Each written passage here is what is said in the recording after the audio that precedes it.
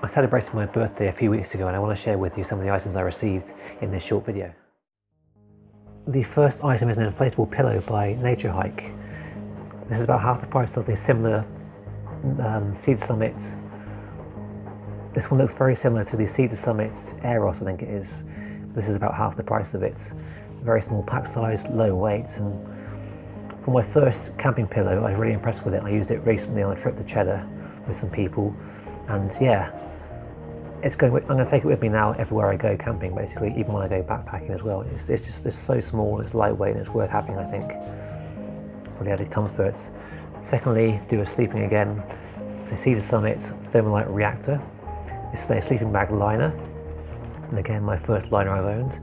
The reason I wanted this is because my tooth season bag, which is a Vango ultralight I think, I find it's not very warm outside of real summertime, so in September last year I found it quite cold in the evenings, just the bag on its own. My hope is that I can use this now with the tooth season bag and stay a lot warmer through the spring and summer and autumn times, rather than having to carry a 3-season bag, which would be twice the size. And this I used again recently on the same camping trip to Cheddar.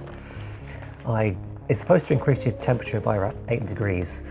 I have no way of verifying this or checking it myself, but I can say that on an evening where it was about 2 degrees above freezing, I got into my bag with this around me and I was warm in like 5 minutes. It was amazing. And that's with a 3-season bag. But yeah, I like the idea of this. These ones are not cheap, they're about 40 quid I think. But I think it's probably going to be worth the investment. And again, it's a small pack size, not too heavy. It will go in my rucksack for longer day trips and backpacking adventures and that sort of thing. And yeah, I'm looking forward to using it again very soon. And I've got a series of books here. The first one is by Keith Foskett. He's my favourite outdoors writer at the moment. Keith's done a lot of long distance walking and hiking in the UK and America and other places. He writes very honestly and openly at times, which I really like. I highly recommend Keith's books if you've not seen them before. This one's about the Camino de Santiago, as far as I know, and I've yet to start reading it, but I want to get into it soon. And then we've got one by Phoebe Smith, which is the Wilderness Cookbook. I am not the world's best cook in the kitchen or on the campsites. I do want to try and improve my campsite cooking at some points. Try and get some more out of my stove. The recipes in here look quite achievable because I'm not a very ambitious cook generally. But yeah, I'm looking forward to one day trying to do a bit more when I'm camping away somewhere. Not so much backpacking or wild camping, maybe for one night, but when I've got the car with me for convenience really. There's a lot to learn from reading this book, I think, a lot of inspiration to find along the way. With some very interesting recipes that look quite easy to make.